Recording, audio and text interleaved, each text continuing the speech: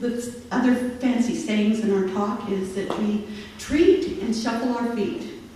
That is to say, we pray and we do something about it. You know, in the Bible it says, God helps those who help themselves. You just don't say, I want $1 million, and then you go into your bank account. You don't say, I want perfect health, and you take a dive into an icy river. You do something about it. And if you don't know what to do, you go to a practitioner. Well, the practitioners in the room stand up.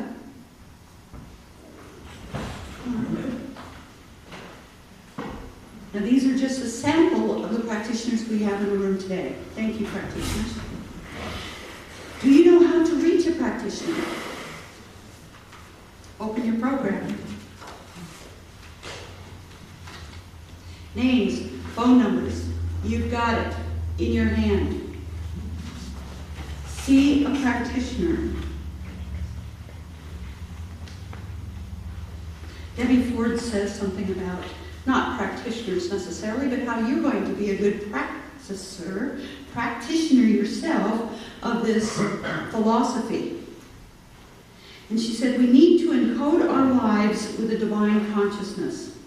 We need to align our life with God.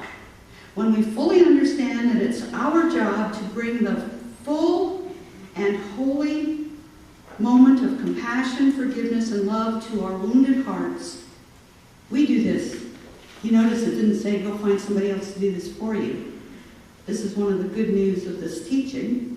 It says when we bring the holiness of compassion, forgiveness, and love to our wounded hearts, we find ourselves standing in this fertile, wide-open place where we are ready to imbue our consciousness with new thoughts, new thought forms, and soul-filled possibilities.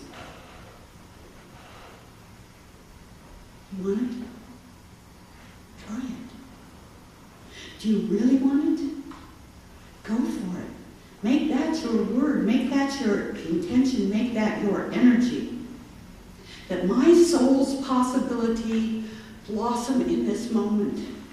In this fertile ground of God, in this fertile ground of mind, in this fertile ground of soul, I express. Period. End of story. I don't take no for an answer.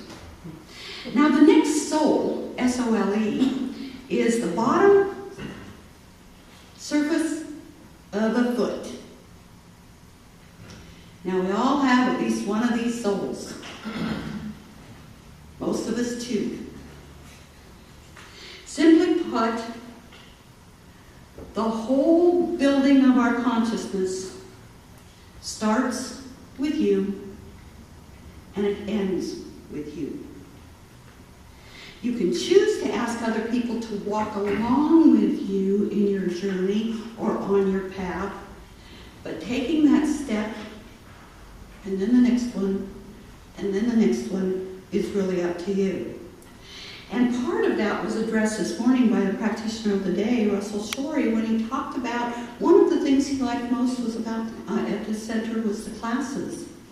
That's like being on your journey. That's like being on your path. And every fellow student is there walking along with you, perhaps discovering different aspects.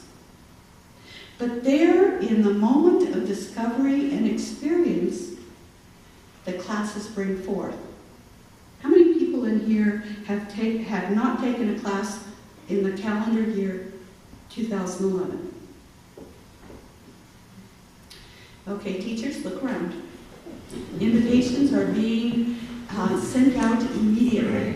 Our next class is on forgiveness. Bobby, would you stand up? Raise your hands again if you haven't taken a class this year. Come on. She's taking names. Okay, we do like to have fun here. I won't show up and ask, see how many of you are there. But for everybody, forgiveness, a foundation for further spiritual growth. It's one of those jobs that's never done. Sorry, that's the good news. Or not as good news, depending on how you look at it.